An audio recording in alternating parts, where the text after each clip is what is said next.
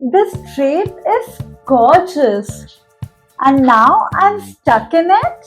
Just how many bells does the thing actually need? And today we explore the. Uh, how do you say it again? Qu'est-ce que je vais te nommer? Je vais te nommer l'amour. What's up everyone, welcome back to my channel. I hope you all are doing well today. Today we are taking a journey that is not about boarding flights or packing a suitcase, but about exploring something that is truly universal but absolutely diverse. So let's dive into and explore the beauty of traditional clothing around the globe.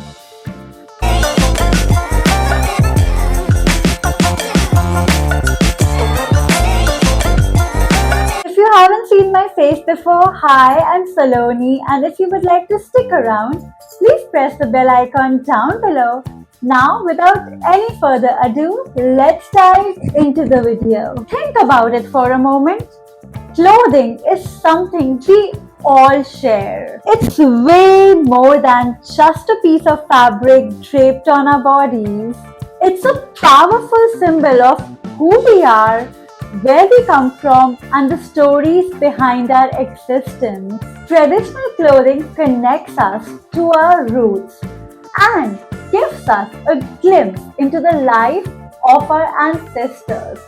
It shows us how they dressed, expressed, and celebrated themselves. The vibrant colors, the intricate patterns, and the unique fabrics, they all tell the tales of heritage, history, and human creativity. Today, in a world that's constantly moving towards uniformity, traditional clothing is a reminder of the beauty of diversity. So let's appreciate this beautiful artistry and finally embrace the history that's woven into the threads of these stunning garments. The colorful threads of these beautiful garments connect us all at a very deep level. So let's celebrate the beauty of tradition, one outfit at a time.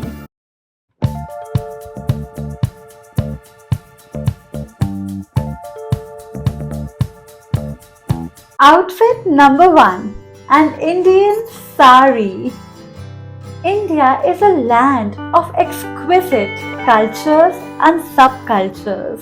One of the main traditional outfits of India is a sari.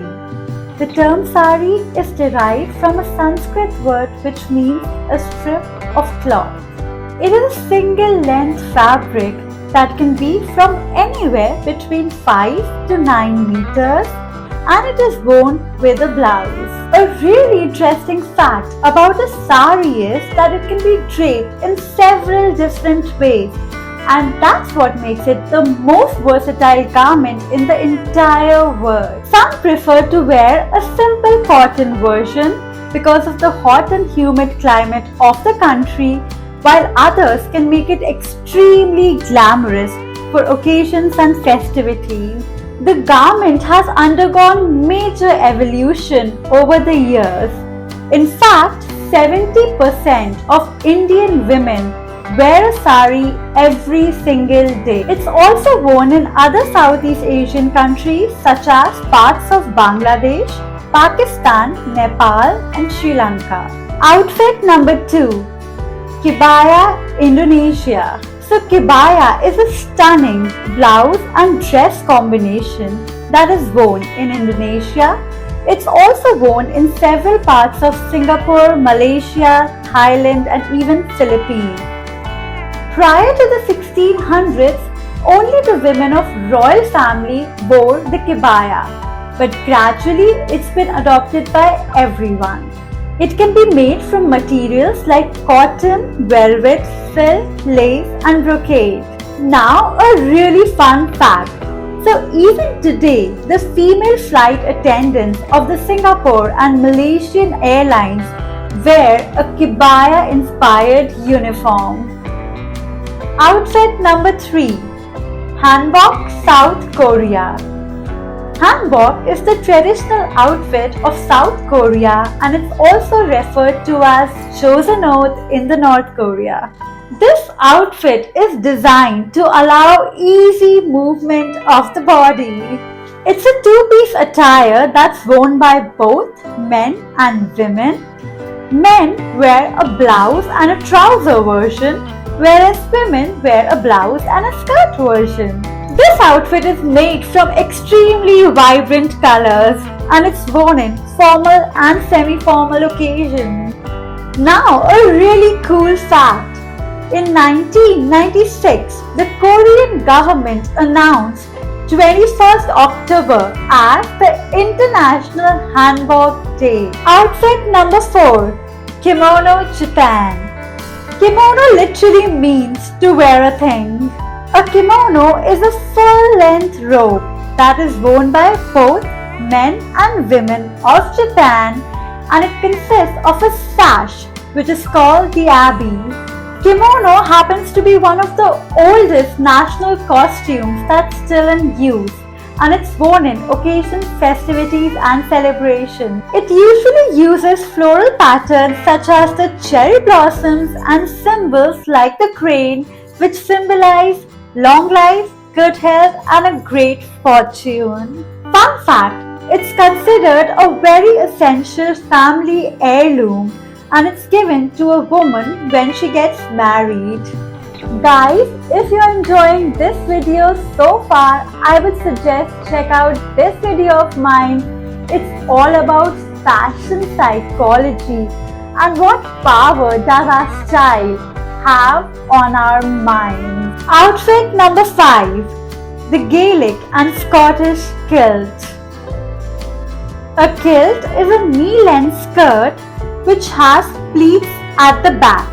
It's worn by Scottish and Gaelic men and boys. It's usually made of a woolen fabric and has a tartan pattern.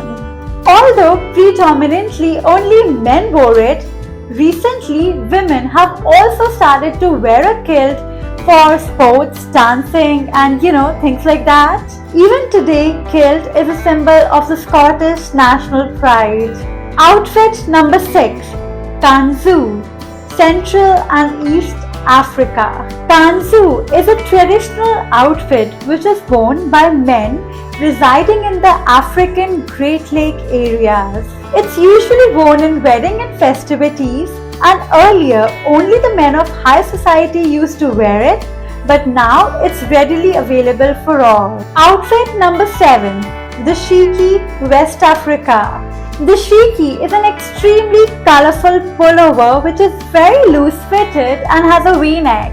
It is extremely convenient to wear in the heat and it has African colorful prints inspired by the culture. Originally the outfit was mainly worn by the people of Ghana, but recently it's been worn by other people living in West Africa as well. And today both men and women wear it. Outfit number 8. Hooper, Central Mexico and Central America. The women of Central Mexico and Central America have been wearing a hooper for over 3,000 years now. The outfit consists of a tunic which is made of several layers of woven fabric and then there's a skirt with a seam in the end. It can be made in several versions such as it can be short like a blouse or it can be extremely long as well. It can be made of cotton, feathers, wax or even gold threads.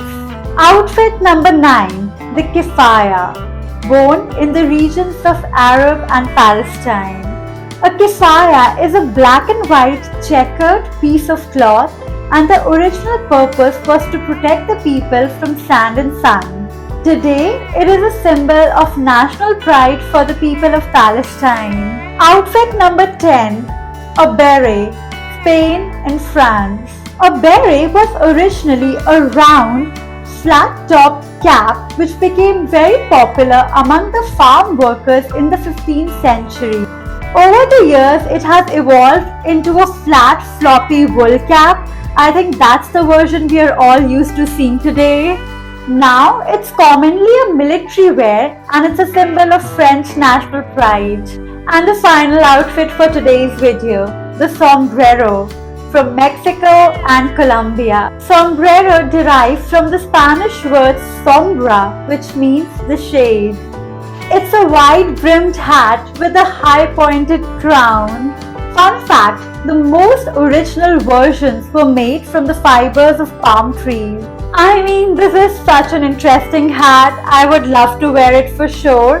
In fact, I would love to try on all these different outfits that we have mentioned in this video. Oh my god, they are so vibrant, beautiful and colorful. Honestly, I feel like what are we doing in today's age? These clothes, they just take fashion to a different level. I am going to try each one of them very soon. And guys, now we will do something a little personal and quite interesting. So I thought it would be a nice idea to share with you all some of my traditional Indian looks over the last couple of years.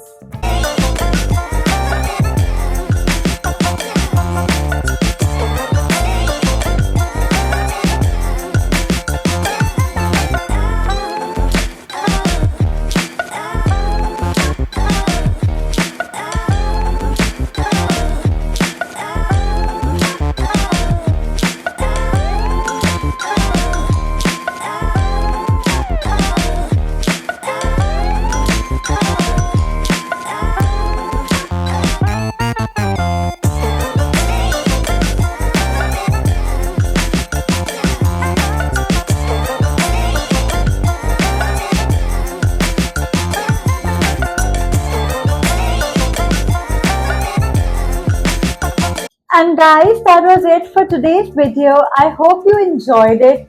Personally, it was so eye-opening for me to take a dive into this beautiful history of our culture and celebrate our heritage. I had a real blast making this one and hoping to see you all in my next.